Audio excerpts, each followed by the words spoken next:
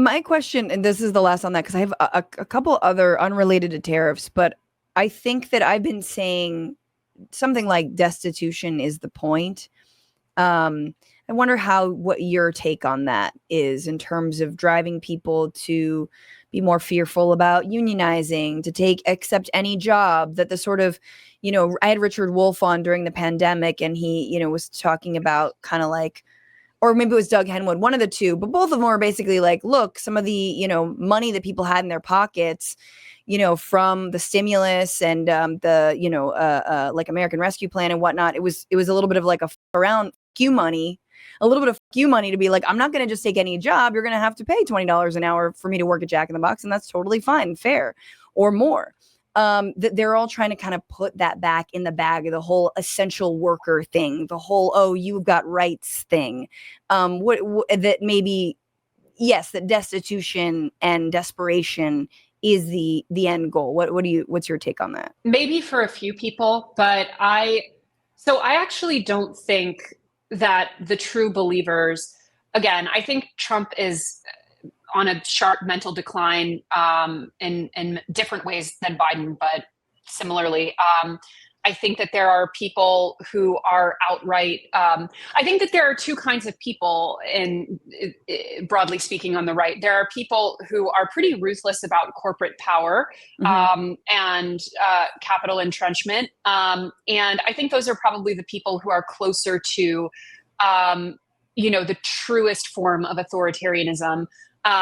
Especially as it pertains to things like economics. Like they would truly, if they could, create a situation where people are essentially in indentured servitude, Right. feudalism, basically. Right. I think there are certainly people like that. I think, though, that there are many people on the right who are, I think that they are to some extent economically populist, but I think that they're also largely racist and homophobic and a lot of other things. So they actually probably would be supportive of a lot of, pro-labor and economically favorable to the working and middle class policies, insofar as they pertained to white people and specifically white hetero married with children people. Yep. And I think they're pretty clear about that, but I actually don't think, I understand the desire to think of these people, whether it's a Marjorie Taylor Greene or a JD Vance or whoever these people are, to think of them as kind of ontologically evil.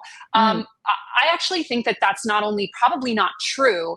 I think it's not productive, because you then don't understand, because like, for example, to go back to the foreign policy question, like there is a very real chance that the people who want to agitate for war with Iran or who want to put boots on the ground in Gaza will be able to win out. And at some level, you will need to work with people on both sides of the aisle who oppose that kind of thing. So I do think that to think in such binary thinking of like, there is a shadowy cabal of people who want Americans to be as destitute as possible is oversimplified, and I think ultimately will probably make the political solutions harder.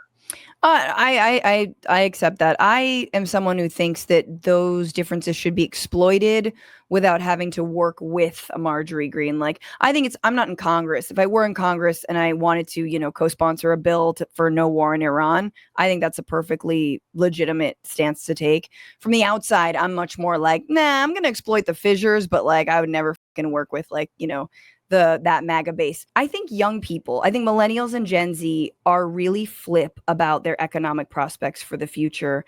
I think everyone's very black-pilled about owning a home, about, having stability, we all know we're not going to make more money than our parents did. And I don't think there's a lot of like light at the end of the tunnel. We can't even get Medicare for all, things that would sort of alleviate our everyday, worries. As I was talking with Paige, she was saying, a lot of this also has to do with like renters, like people who are like forever renters, and there's so many young voters who are just renters. And yet so much of our politics are sort of geared toward homeowners and people with more money and stability. And the other part of it is this hustle culture that young people are being told to also buy into. The only way out is to either invest in crypto or be a content creator, go viral. It's all this like kind of like supposedly easy money, although you and I know it's not. So, like, what's the net? What happens? Like, I mean, I don't, maybe not to play like, crystal, like that you have a crystal ball, but like, why are we here? And what's the way kind of out of this thinking around hustle culture and around this sort of like nihilism around the economy? Yeah. Yeah. I mean, so a couple things. First of all, to answer your point about like, you wouldn't work with Marjorie Taylor Greene, and you don't have to, right? Your job is to speak on a show and to talk about these things. But eventually, for things like not invading Iran, Bernie Sanders might need to. Yeah, That's just sort exactly. of the reality. No, that's what I was trying to Um, say. Is I think if you're a politician, it does make sense. But I do think, kind of more broadly, to take it back to economic issues, I think that there was a sense after 2016 that anyone who voted for Trump for any reason was sort of forever excluded from the civil life and the public conversation. And these are people we will never work with. We will never, sort of break bread with, or could never find common ground with. In 2024, he won the popular vote, and he won an incredibly, by Republican standards, to be clear, a quite diverse coalition. He won quite a number of young people, which to me, I think it's, again, to take it back to this sort of perception of people as being ontologically evil.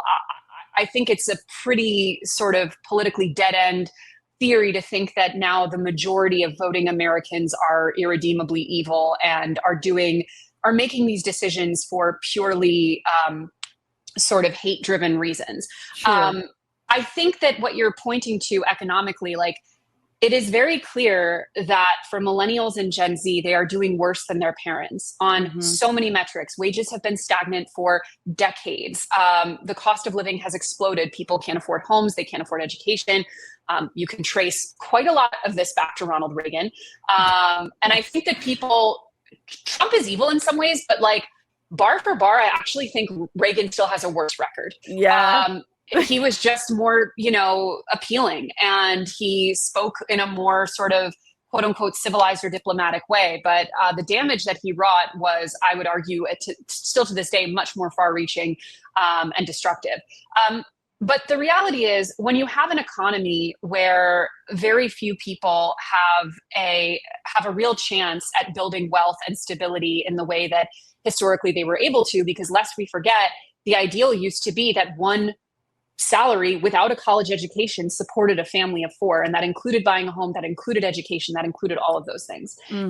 With the fewer and fewer people, young and otherwise, who are able to do that, the more and more appealing both these get rich quick schemes and far right politics with a sort of fake economic populist message are going to be. Look at history. Look at other countries. This is not surprising. You named Argentina. Like, that is a pretty good example of moving toward a faux economic populism to answer very, very real economic struggles. And you combine that with people who are being very intentionally uneducated, very intentionally disenfranchised in the voting process, who many of whom can't even get time off of work to vote, even though that is supposed to be a right.